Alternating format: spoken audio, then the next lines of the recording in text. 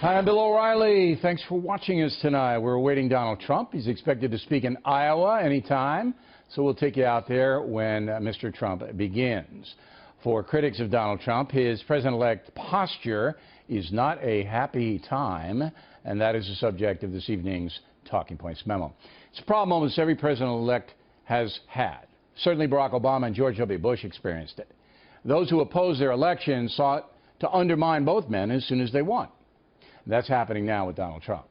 But here's the difference. With Mr. Trump, the undermining is occurring on both the left and the right. Case in point, conservative George Will, Washington Post columnist who also provides analysis for Fox News. Will despises Trump, feels that he is an intellectual inferior, and even left Will did, the Republican Party, because of Trump's nomination. Now, certainly George Will's right, as both an American and an analyst, to criticize not only Donald Trump, but any powerful person he wants. We have no beef with that. What is troubling, however, is that much of Will's negative analysis is driven by personal animus. And it is here that he does his readers and viewers a great disservice. Last night on Special Report, Will hammered Trump over the Carrier situation.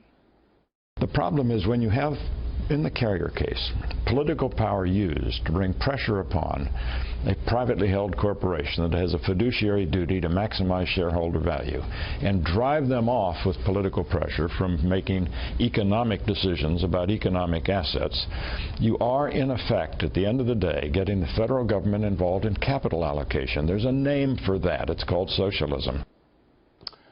Putting the annoying at the end of the day cliche aside, every hour of the day, Will's analysis is ridiculous. It is true that Carrier Corporation has an obligation to maximize profits. That's true. But if it does that by hurting the country in which it is operating, then the man in charge of that country, the president, has an obligation to challenge that. Under Will's analysis, which is absurd, any corporation hurting American workers should be left alone. Hey, it's their business. Let them do what they want to do. Maximize profits. Does that make sense to you? Does it really? President Trump's obligation, his obligation, and it should have been President Obama's as well, but it wasn't, is to try to protect American jobs. So Trump had a conversation with Carrier and basically said, if you hurt your workers by moving to Mexico, expect that we will use legal tariffs to hold you accountable. That's not socialism. That's hardball economics.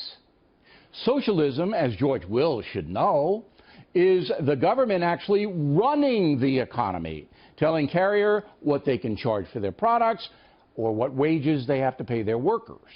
That's socialism. Trump simply saying to every American company, we expect you to help the USA by finding a way to keep and create jobs here. And if you move abroad and jobs are lost, you will pay a legal price. Again, that's what President Trump should be doing. That's what President Obama did not do. And that's a big reason why wages for American workers are stagnant. Too many jobs have been moved overseas. Memo to George Will, drop the personal stuff. Tell the truth. And that's the memo.